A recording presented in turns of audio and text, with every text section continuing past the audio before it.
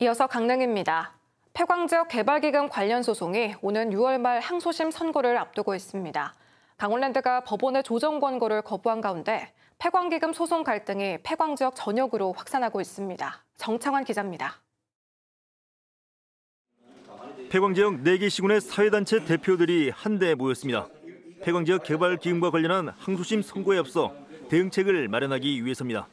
먼저 이들은 강원랜드가 법원의 조정 공고를 거부한 것은 설립 취지를 망각한 것이라고 성토하며 조정 공고를 즉각 수용할 것을 다시 촉구했습니다. 또 강원랜드의 소송으로 폐광기금 반납 등 폐광지역 주민들이 피해를 입을 경우 4개 시군이 똘똘 뭉쳐 강력한 투쟁에 나서겠다고 경고했습니다. 판결까지 바라보겠다 이렇게 얘기를 했기 때문에 앞으로 어떠한 투쟁이라든지 어떠한 불미스러운 일이 생긴다고 하더라도 거기에 대한 모든 책임은 강원랜드 경영진에 있다 이렇게 경고하는 바입니다. 1심에서 승소한 강원랜드는 입장 변화가 없는 것으로 알려졌습니다. 강원도가 2020년에 부과한 폐광기금 2,200여 원에 대해 조정이 아닌 판결에 따라 적법 여부를 따지겠다는 겁니다. 조정 수용으로 생길 수 있는 향후 업무상 배임이나 민형사상 책임 등의 여지를 만들지 않겠다는 의도로 보입니다. 강원랜드는 선고를 앞둔 소송에 대해 입장을 밝히는 것은 적절하지 않다면서 언론사의 인터뷰 요청을 거부했습니다. 항소심 재판을 맡은 서울고등법원 춘천재판부는 오는 6월 28일 판결을 선고할 예정입니다.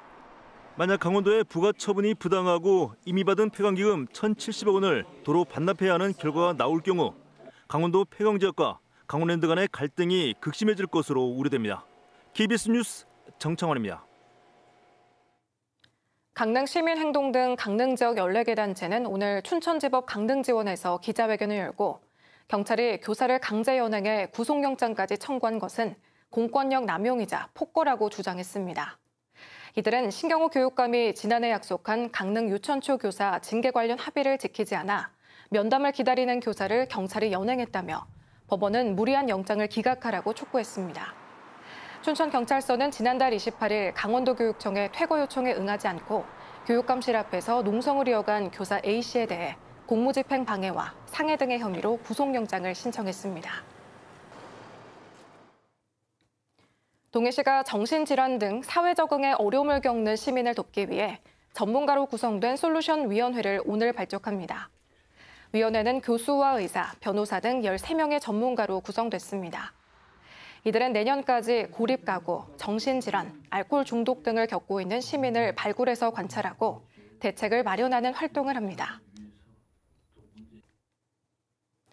고성군이 벚꽃 개화를 맞아 주말에만 한시 운영하는 송지호 오토 캠핑장을 다음 달부터 오는 10월까지 평일에도 운영합니다.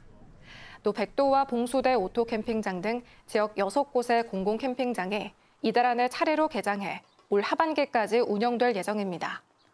고성군은 공공 캠핑장을 지역 관광 중심으로 발전시키기 위해 시설 개선과 환경 정비 등을 추진합니다. 항공사 플라이강원의 일부 국제 항공 노선이 다음 달 중 일시적으로 운항을 멈춥니다. 플라이강원은 운항 중인 기종 한 대에 대한 정비 일정이 확정돼 다음 달 8일부터 정비가 마무리되는 시점까지 일주일 정도 양양 일본, 양양 베트남, 양양 대만 노선을 운항하지 않는다고 밝혔습니다. 플라이강원은 양양 제주, 양양 필리핀 클락 노선은 정상 운항된다고 설명했습니다. 지금까지 강릉이었습니다.